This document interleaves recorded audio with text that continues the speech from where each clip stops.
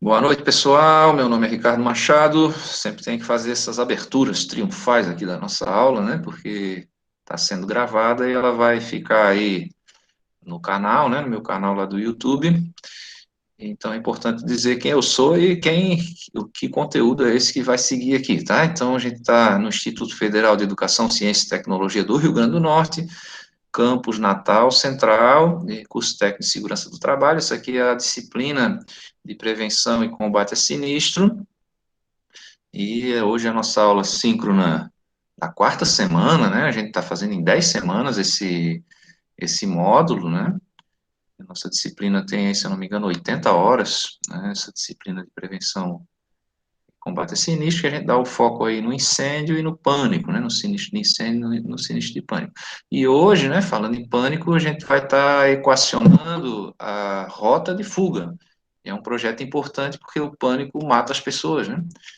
Então, eu tenho que ter uma coisa intuitiva que dê vazão para as pessoas conseguirem sair num tempo compatível com a sobrevivência mesmo, né, da gente não estar se intoxicando pela fumaça, ou se queimando, ficando encurralado pelo fogo, tá?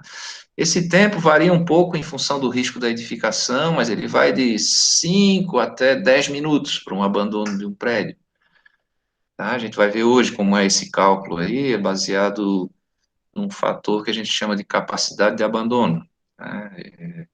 A gente vai ver a população e relacionar com essa capacidade de abandono para dimensionar a largura das vias principais da nossa edificação, tá? Então, deixa eu abrir o chat aqui, está aí no chat, como sempre, né? Vou sempre colocando aqui o link da chamada, porque quem chega, vai chegando, não vê o chat antigo, é um defeito aqui do Meet, né? Deveria ver o chat da reunião todo, né? Mas aí a gente vai completando aqui. Tá, gente, então, já vou repassar um pouquinho a aula passada, mas e chegar no foco dessa de hoje, que é esse cálculo, né? E aí a gente vai avançar também um pouquinho no desenho técnico do projeto preventivo, tá? Então, ó, panorama geral. Esse primeiro momento a gente chama na pedagogia de sensibilização e mobilização. É aquele momento onde o professor conta uma parábola, uma história, alguma coisa que o aluno lá olha assim, rapaz, eu tenho que aprender isso, tem a ver, né? Tem a ver com a minha vida. Ele não está falando assim perdida, né? Não é um negócio que ele inventou agora, né? Então, é importante vocês entenderem que a gente não quer que pegue fogo, né? A gente faz de tudo para que não pegue fogo, vai trabalhar com a prevenção. Se acontecer um princípio de incêndio, a gente vai fazer de tudo para matar esse fogo pequeno, antes que ele, claro, se alastre ali, se desenvolva, né? Porque à medida que o fogo vai desenvolvendo, ele vai também aumentando a sua capacidade, porque ele vai atingindo as temperaturas de combustão ali do entorno, né, dos combustíveis que estão no entorno, e isso vai também aumentando a velocidade de propagação, né, à medida que a gente vai aquecendo mais, né. E, claro, se eu não conseguir apagar, eu tenho que tirar as pessoas dessa edificação, tirar todas as pessoas, tá? Para isso eu tenho que ter uma rota de fuga dimensionada e sinalizada, né, e fazer treinamentos, como a gente vai aprender ainda no plano de emergência, ali a gente vai ter uma aula sobre plano de emergência, fazer treinamentos para que as pessoas saibam abandonar o prédio. Eu sei que parece óbvio, uma vez um colega até me disse isso, pô, o cara vai sair por onde entrou, para que treinar isso? O cara treina todo dia, né? Mas não é tão óbvio assim, tá? Não que a pessoa não saiba por onde entrou, né? Mas existem edificações que é fácil a gente se perder. E outra situação é que muitas vezes eu não posso sair por onde eu entrei. Por exemplo, não posso pegar um elevador, né? Eu não posso ir no contrafluxo das pessoas. Às vezes aquele caminho por onde eu entrei é o caminho mais longo, ele pode ser bloqueado, ele pode demorar um tempo maior para eu sair, posso ficar intoxicado pela fumaça, ou mesmo ser queimado mesmo pelas chamas ali, ou a estrutura pode ceder e cair sobre mim, bloquear a minha passagem. Tá? São vários fatores aí que levam a gente a ter uma ciência para calcular aí, né, essa rota de fuga aí, tá? Lembrar também vocês que a tecnologia não é um mero, estava lendo um artigo sobre isso essa semana, né? Na filosofia já se derrubou essa ideia de que a tecnologia é uma mera aplicação da ciência, né? Tipo assim, você tem lá, ó, por que que o fogo acontece, e agora eu invento uma caldeira para gerar vapor e poder movimentar um trem. Então, o porquê do fogo, a química do fogo seria a ciência, né? A química e a física ali, e a tecnologia seria aquela máquina que foi inventada para aproveitar aquilo ali para o benefício humano. Então, não é só isso, tá? Porque no desenvolvimento de tecnologia também existe ciência. Tá? A gente vê aí na evolução dos automóveis, na evolução aí dos trens a vapor, das espaçonaves, assim, não é partindo só da ciência pura que se chega num artefato tecnológico, mas é uma premissa. Para você desenvolver tecnologia, você tem que entender de ciência, sim, e você faz ciência durante o desenvolvimento da tecnologia, né? E dá o devido valor às ciências básicas. E a mais básica das ciências é a filosofia, né? Que está tão malhada hoje em dia, né? A pessoa acha que isso aí não tem nada a ver, é só uma teoria, é só uma pessoa que está ali só no pensamento e não tem a ação, né? Não se iludam com isso, tá? É a base das outras ciências. Não é à toa que a gente chama o doutorado aí nos países estrangeiros aí de PhD, filósofo e doctor, né? E alguns até dizem que é o PhDeus, né? Aquele cara que fez ali o doutorado. Porque o primeiro doutorado foi realmente em filosofia, né? Os primeiros doutorados aí formais, né? O doutoramento aí. E então tem sim o seu valor, né? E E a gente vai ter que estudar outras coisas que não só essa parte dura, né? O corredor é aqui, 90 centímetros, tá bom, vai caber aqui a largura do ombro da pessoa e tal, né? A gente tem que entender a psicologia, que vocês devem estar estudando aí com o professor Taylor, né? O comportamento humano, as bases do comportamento humano na filosofia, na psicologia, na sociologia também, que aborda também a antropologia. A gente tem que entender de física, de química, de matemática também, né? Então, o Tech Segurança, ele acaba se servindo de várias áreas, né, para poder estar atuando, né? E não vamos aqui também ter crise de identidade, né? A gente tem que saber quem a gente é. O Tech Segurança é o profissional que vai estar aplicando tecnologias e técnicas ali para salvar as pessoas, tá? Salvar mesmo. Não só resgatar, mas evitar que a pessoa fique doente, evitar que a pessoa se acidente. E é importante isso aí, a gente tem um fator humano também nessas ocorrências aí, não é só a gente fazer um decreto, é proibido entrar sem óculos aqui nessa área, né? Não é só isso, a gente tem que também saber transmitir esse conhecimento para as pessoas, né? E é isso tudo que vocês estão aprendendo aí nesses 2 anos de curso, né? E a nossa área aqui é dividida simplesmente por questão organizacional, a gente divide em módulos, né? Mas assim, vocês vão ver que eu acabo falando um pouquinho das outras disciplinas, sem querer me meter, né, na disciplina dos outros, porque já tem um trabalho grande da pessoa ali de organizar isso. Mas eu acho importante estar fazendo essas ligações, né? Para vocês entenderem que vocês não são um técnico de incêndio, vocês não são um técnico de ruído, vocês não são um técnico de calor, vocês não são um técnico de ergonomia, vocês são um técnico de segurança do trabalho, né? E vocês podem interferir no trabalho, né? Como esse trabalho é feito, os processos de trabalho. Muitas vezes é ali que a gente resolve a origem do acidente de trabalho. E aqui no incêndio também, a gente vai ter que interferir na construção do prédio, vamos ter que interferir na sinalização e equipamentos que eu vá colocar nesse prédio, para que tudo corra bem, né? Então, deixa eu abrir o slide aqui. Depois de todo esse preâmbulo aqui, vamos agora para a aula. Isso aqui também é aula, né? Mas só um minuto. Peraí, tem um problema sério aqui. Não abri o PowerPoint aqui no meu computador. Só um momento. Agora eu travei a câmera aqui, mas travei o slide. Só um momento, deixa eu abrir aqui a aula. Enquanto isso, já vamos recebendo aqui as pessoas que estão chegando. 12 minutos de aula. Esses 12 minutos era o que a gente acabava perdendo da aula com o povo chegando na sala de aula, fazendo chamada, né? E... Mas ainda temos esse primeiro ambientação, esse primeiro momento, né?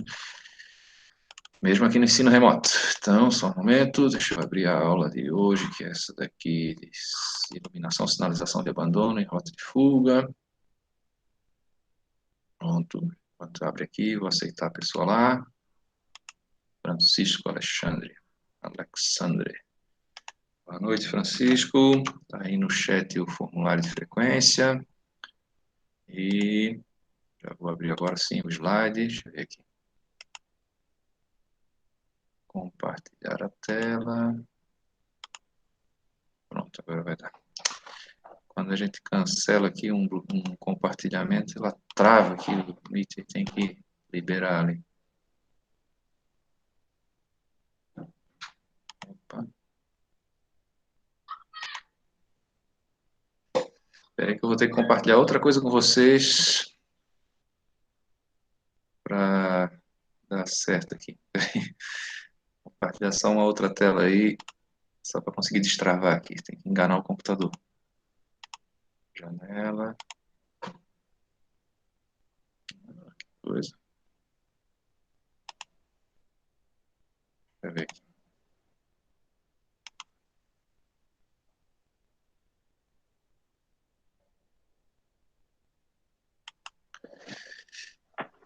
Tá, gente, só rapidinho, repassar a aula passada aqui, ó, a gente viu a questão que rota de fuga tem esses quesitos aqui, né? De orientação, controle de fumaça, dimensionamento, que seria largura, orientação, iluminação e sinalização, né? Então, vimos a iluminação de emergência, IT18, né? E 5 lux em escadas, 3 lux em corredores, e aqui as centrais, né? Centrais de iluminação ou blocos autônomos. E essa norma aqui nos coloca também, além das placas, o modelo das placas, nos coloca também a altura que essas placas vão ser instaladas, 1,80 m de altura, as placas de parede, né? E algumas intermediárias, aí 1,50 m, entre 1,20 m e 1,60 m, e placas inferiores entre 0,25 e 0,5, eu gosto de usar 30 centímetros do piso acabado. Tá? No caso das rotas, das placas de fuga, que são aquelas verdes, vou colocar na parede 1,80 m aqui, e, e abaixo de cada placa daquela que tem um bonequinho, vou botar também a seta, né, nesse nível inferior aí, 30 centímetros. Tá? E a sinalização é essa daqui, né? Da IT, né? Essas placas aqui verdes.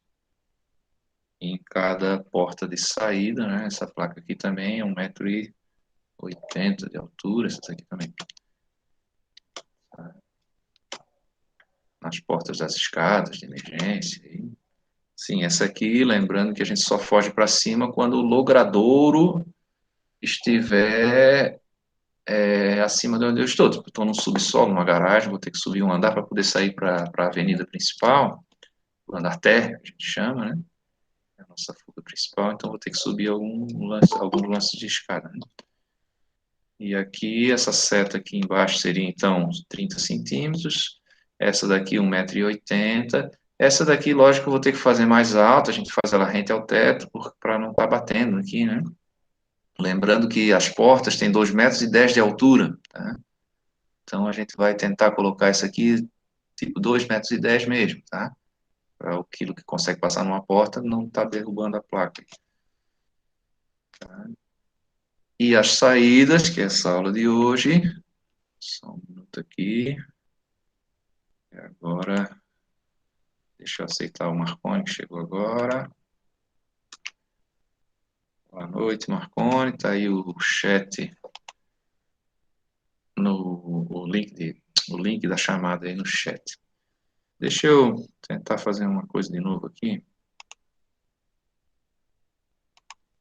Não ficou legal essa apresentação aqui. Peraí. Agora sim.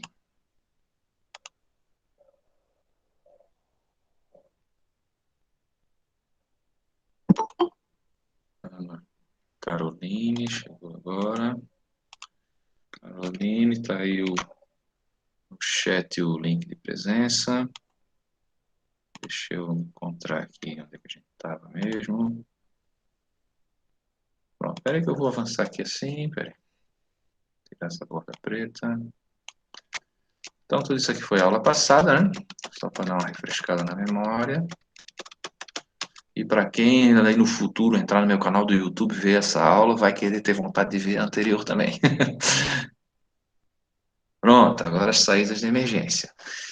Essas saídas, entenda aqui dimensionamento, tá? É claro que as saídas de emergências envolvem também a sinalização, a iluminação, como a gente já viu ali, mas essa norma aqui, 9077, de dezembro de 2001, ela foi válida a partir de 2002, né? E ela mudou pouco em relação à versão anterior, mas sempre tem aí alguma atualização, né? E ela é o que serve de base para a instrução técnica número 11 aí do Corpo de Bombeiros Militar, aqui do Rio Grande do Norte, né? Então, temos ali um escudo com uma fênix, né? O nosso símbolo aqui do bombeiro. Normalmente tem uns machados cruzados ali, né? Que vem lá do símbolo do bombeiro de São Paulo, que tem também, o bombeiro de São Paulo tem um símbolozinho, uma chama no meio ali dos machados cruzados, né? E o machado é uma ferramenta importante também para você arrombar portas, né? Desbloquear as coisas aí, ainda se usam as alavancas, uns machados de bombeiro. Tá? Então, olha só esse esquema aqui, essa ilustração. Isso aí é uma planta baixa de um corredor, tá? Essa parte aqui do meio, ó, deixa eu ver se estão vendo esse meu mouse andar aí, peraí, deixa eu ver se dá para ver, né? Pronto. Isso aqui é um corte, tá? Esse símbolo aqui, ó, quer dizer que aqui são duas situações. Aqui à esquerda é o mesmo corredor, mas são duas partes de um corredor, tá? Então, o que está nos dizendo aqui, ó? Quando essa esse comprimento aqui da coluna, ó, isso é uma coluna que está se projetando para o corredor, né? O ideal é que ela não se projete para o corredor, que eu faça essa parte estrutural voltada para dentro da sala, né? Mas se tiver que se projetar para o corredor, e ela tiver mais do que 10 centímetros de projeção para o corredor, cadê o negócio aqui? Eu vou ter que considerar a largura útil do corredor como essa daqui, ó, da borda da coluna até a outra parede, tá? E, nesse caso, ela também tem que ter mais do que 25 centímetros, né? E se for essa situação dela ter menos de 10 centímetros e menos de 25 centímetros, aí eu considero como se ela não existisse, como se ela não fosse um obstáculo para a passagem das pessoas, né? Mas por que esse 25 centímetros faz alguma diferença, né? Porque a pessoa vai ter que desviar disso, né? Ou vai ter que colidir contra e girar o seu corpo, tá? Se vier uma multidão aqui, vai ter gente que vai caminhar arrastando o braço na parede, né? Para a gente abandonar isso. E essa largura útil que nos interessa, é essa que nós vamos calcular. Ela tem que ser o suficiente para a gente abandonar aquela edificação no tempo compatível com o risco. Eu sempre falo em 6 minutos, né? Aquela historinha lá de que é quando o estagiário vira diretor, né? Então, passou dos 6 minutos, o cara já está experiente, né? É porque realmente a gente já tem uma termodinâmica mais avançada ali e a gente começa a comprometer também a parte estrutural, quando você tem mais emissão de fumaça, causa desorientação, causa mais pânico também. Quando você vê uma fumaça que vai aumentando, você vê o fogo ali, você volta ao seu estado primitivo, tá? E outra questão importante aqui, né, da psicologia, vocês todos são bonzinhos porque vocês estão bem alimentados e porque vocês não estão em perigo. O ser humano, ele não é bonzinho, tá? A gente é bonzinho porque foi preparado para ser bonzinho, porque viver em sociedade é muito melhor do que viver isolado, né? Mas nesses momentos aí, o salve quem puder, né? A pessoa perde a razão, né? Então, assim, eu tenho que ter um sistema que evite que a gente perca a nossa humanidade, né? Então, tem que ter um sistema de abandono aí que todo mundo consiga sair sem ter que pisar um sobre o outro, chutar alguém e empurrar, gritar, brigar, né? Que às vezes a gente vê nos filmes não entende, né? Você fala, eu não faria aquilo ali, porque brutalidade, a pessoa esfaquear a pessoa, jogar no mar porque está acabando a comida do navio, né? Mas não sei se a gente não faria, né? Naquela situação lá, né? tomara que a gente nunca enfrente esse tipo de situação, né? E o treinamento ajuda muito, claro. O treinamento, você não entenda aqui treinamento no sentido de treinamento animal, de você condicionar, né? Isso até é importante nas atividades de esportivas aí, né? Você condicionar o seu corpo, ter uma resposta àquele estímulo, sua mente ter uma resposta àquele estímulo.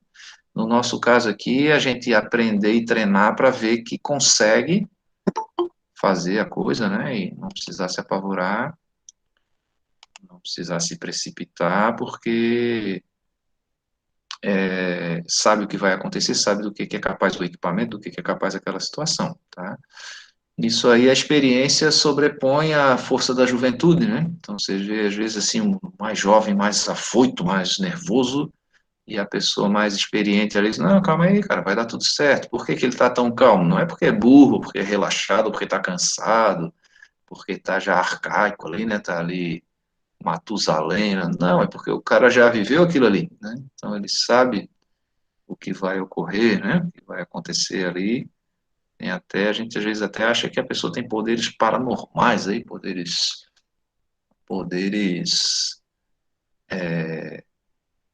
a força da mente e tal, né? E é isso que a gente tem que estar passando para as pessoas também, a capacitação, né? Então, essa figura eu já usei em outro slide, mas aqui é para simbolizar, para vocês tentarem entender o que é essa largura útil, né? Então, veja ali tem uma coluna, né? Aqui no meio. Então, aqui tem uma coluna. Eu teria que, se essa coluna tiver mais de 25 centímetros, eu tenho que descontar ela do meu cálculo e realmente calcular essa área útil aqui até a coluna. Mas aí a pessoa bota um vaso aqui que pesa uns 50 quilos, um vaso de cimento com areia, para dar um tom mais natural aqui, mais humanitário aqui, mais humano, né? Mas ele já limitou a largura de fuga do meu corredor. Alguns armários, cadeiras, né? Eu sei que vocês estão prestando atenção na barriga do cara aqui, que também pode ser um obstáculo, mas esse cara anda, né? Ele vai abandonar, ele não vai ficar ali parado, atrapalhando o trânsito, né? Então, não é que a gente não possa ter essas coisas, tá? Mas a gente aí tem que dimensionar o corredor para caber essas coisas. É importante também ter alguma coisa, uma peça de decoração, ter uma planta, uma coisa assim também, um móvel, mas eu tenho que dimensionar esse corredor para isso. Aqui está simbolizando também, tem aqui um corte, né, que são dois andares aqui, na verdade, essa escada, ela está passando, deixa eu passar o mouse ali, tá difícil, não quer me obedecer aqui. O mouse não quer me... agora sim.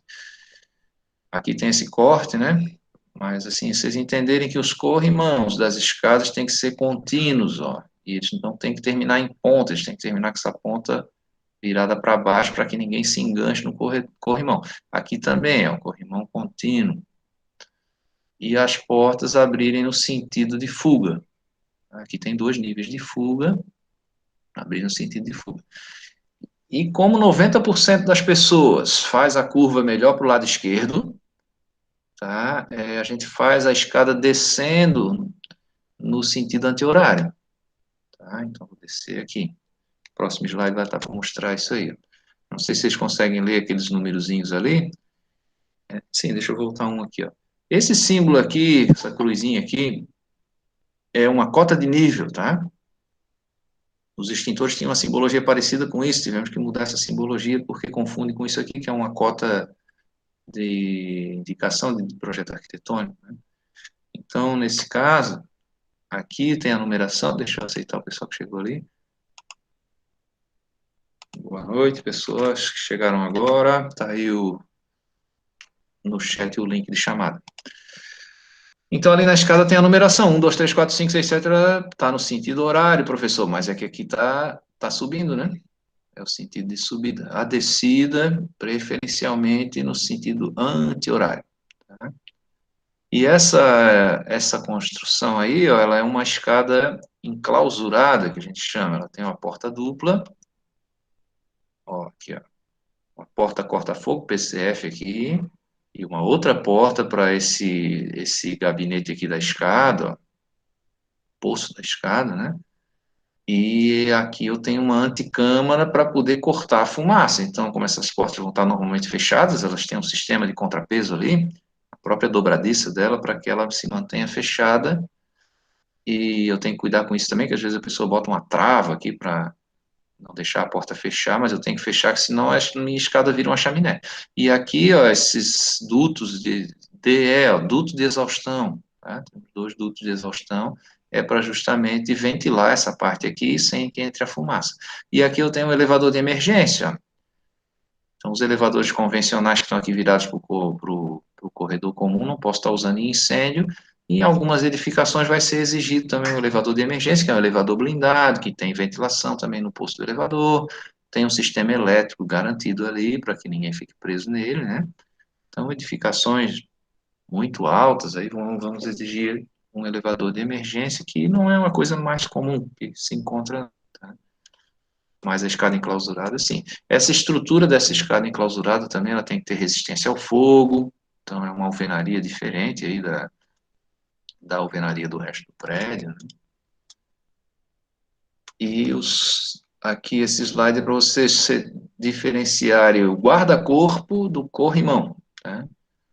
Então, o guarda-corpo ele é mais alto do que o corrimão, tá? A gente não pode usar um corrimão como guarda-corpo, porque o corrimão vai estar na altura que eu consiga segurá-lo, né? Então, entre 80 e 90 centímetros. E o guarda-corpo, pelo menos a 1,5 m. Tá? Essa norma aí pede 1,5 m, mas lá na NR 8 de edificações vai pedir 1,20 m. Tá? Então, o ideal é que até seja uma parede contínua aí, não seja uma mureta, né? Mas para atender essa norma aí, no mínimo 1,5 m de guarda-corpo e 80 de corrimão. Lembrando que esse corrimão tem que ser contínuo, né? Pode ter ganchos, assim, né?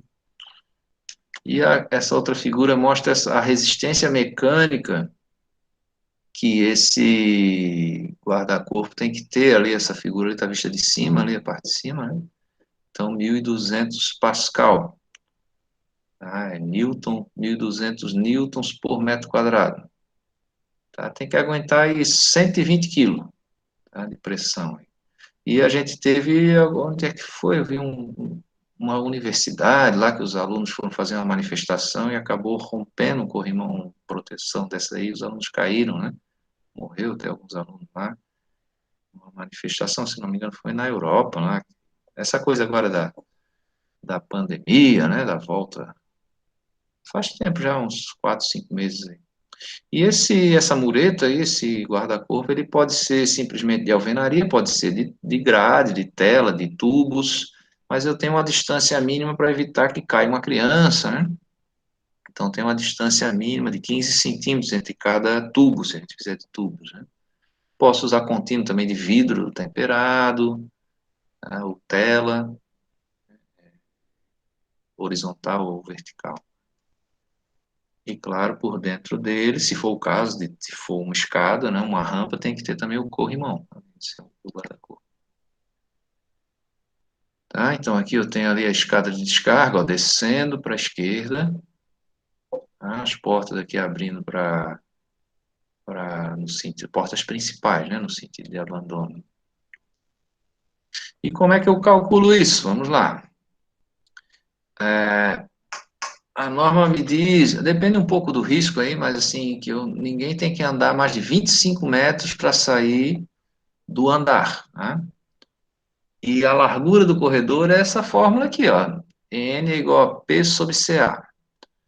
O N é o número de unidades de passagem, tá? Então, isso aqui não vai dar uma coisa em metro ainda, vai dar em unidades de passagem.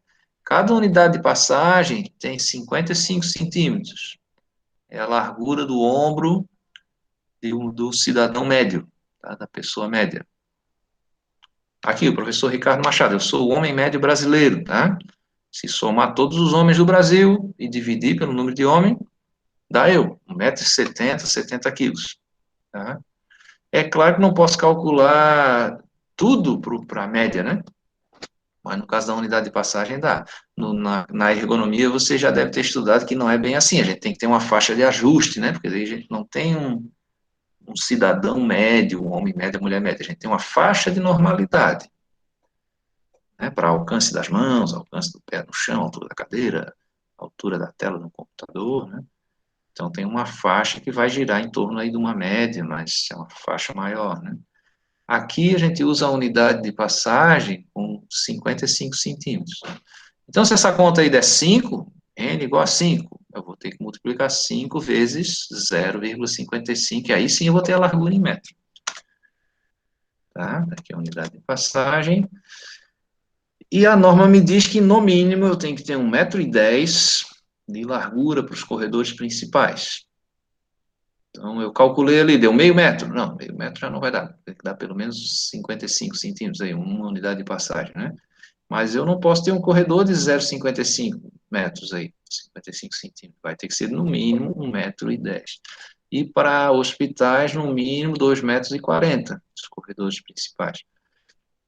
Por que isso? Porque nos hospitais eu vou ter também equipamentos de transporte dos pacientes, eu tenho pessoas com dificuldade de locomoção, muitas delas vão ter que ser deslocadas com um profissional da saúde, vão estar agarradas com soro, ou numa maca, numa cadeira de roda, né, ou com a ajuda de alguém para caminhar, com uma muleta, com uma bengala, com o apoio de outra pessoa, a própria cama também tem rodas, muitas vezes a gente consegue deslocar o paciente com a própria cama. Então, no mínimo 2,40 para hospitais. Isso, claro, os corredores principais, né? E pode, isso no mínimo, eu posso calcular lá que vai precisar de 5 metros de largura. Não sei se alguém aqui da turma é evangélico, mas eu gosto de usar aqui o exemplo da catedral aqui da Igreja Universal, ali na Salgado Filho, né? Se você observar a fachada da igreja ali, você vai ver que ela é praticamente todas portas, a fachada é composta de portas, né? Por quê? Porque, não sei a capacidade ali, mas acredito que é mais de 1.000 pessoas, e assim, se calcular a largura da rota de fuga ali para essa população, dá a largura do prédio. Então, foi necessário ali fazer uma fachada com portas. Essas portas não estão todas abertas o tempo todo, mas numa hora de uma emergência elas se abrem. Tem a barra antipânico ali para estar abrindo. Tá? Então, em alguns casos, eu vou precisar de uma largura maior, né? E eu posso também dividir essa fuga para duas áreas, né? Se você conhecer lá em Aparecida do Norte, lá a igreja de Aparecida, lá a igreja católica lá, ela tem o formato de cruz. Então tem 4 fugas, né? 4 rotas de fuga, enorme lá a igreja, né? Então vou dividir, não é que eu vou dividir a população por 4, porque os braços da cruz lá são diferentes, né? Tem uma população menor nas laterais da cruz e uma população maior na base da cruz. Então, assim, a largura da porta de cada cômodo desse vai ser proporcional àquelas pessoas que vão sair por ali, tá? Quanto mais gente, mais largo.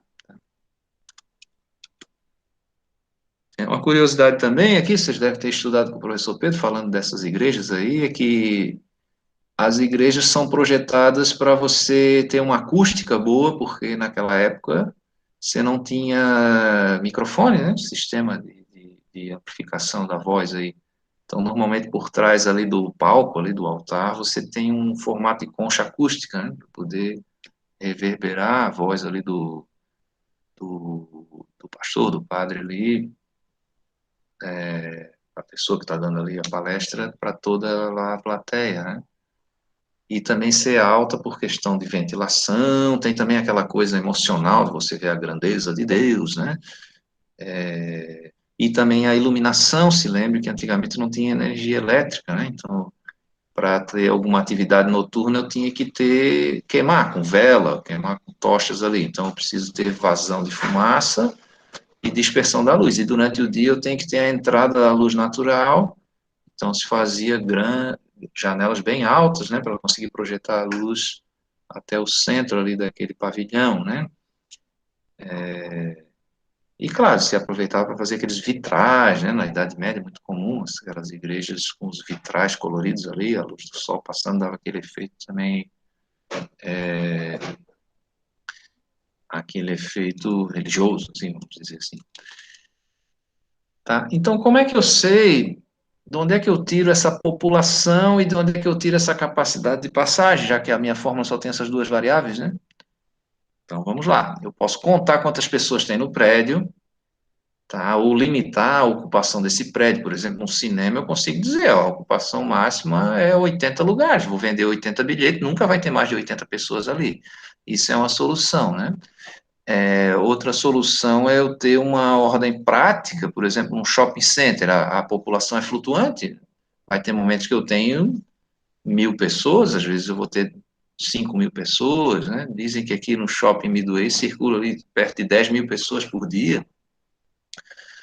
Ah, parece muito, né? Mas eu trabalhei na Universidade Federal de Santa Catarina, lá a gente tinha um forte, lá, uma ilha, que recebia 10.000 pessoas num dia, de turismo, assim, sabe? Para visitar a ilha. Então, quando essa população é variável, setores de atendimento ao público, no comércio principalmente, né, que eu não tenho uma população fixa, como é na indústria, que eu tenho a quantidade de funcionários ali e pronto, eu tenho que partir para uma ocupação, um cálculo, na verdade é uma estimativa dessa população, para o pior momento, né, que é nessa hora que acontece o incêndio, tá? O incêndio não vai acontecer assim bem no dia que não tinha ninguém lá, né? Tá? No dia que der a desgraça é a hora que tem mais gente no negócio ali. Então, eu tenho que calcular para essa pior situação. Tá? É, como é que tem aquela máxima da segurança do trabalho? Assim, nós esperamos o melhor, mas nos preparamos para o pior. Né? Então, assim, a gente espera que nunca precise usar as coisas, mas se usar tem que funcionar. Né? Então, de onde é que eu tiro isso? Nessa norma 9077, a gente tem um tabelão com uma coluna aí da população e 3 colunas ali para o CA, para capacidade de abandono. Ali está chamando de capacidade da unidade de passagem. É quantas pessoas vão passar em cada unidade de passagem por minuto. Então, por exemplo, quando aparece aquele número 60 ali, ó, é 60 pessoas por minuto para cada unidade de passagem, para cada largura de 55 centímetros, nesse risco aí da classe alfa e classe A, vai passar 60 pessoas, né? E numa classe mais rigorosa ali, por exemplo, na categoria E, que é escola, já pede 100 pessoas por minuto, nesse mesmo 55 centímetros. Então, você já vê aqui que quanto maior o risco, mais rápido tem que tirar as pessoas ali de dentro.